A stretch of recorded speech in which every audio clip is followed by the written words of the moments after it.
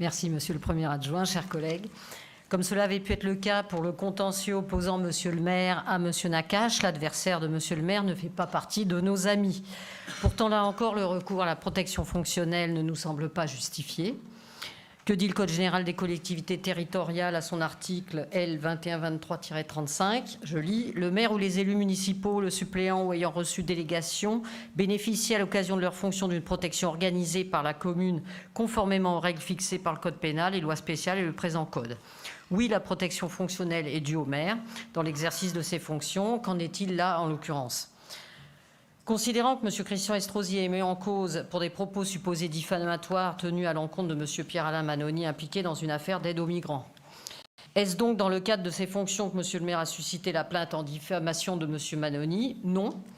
Comme l'avait relevé Maître Baudou, commentant le verdict en avril 21, il s'agissait d'un débat public sur l'immigration et les dangers potentiels de l'aide apportée à une immigration illégale.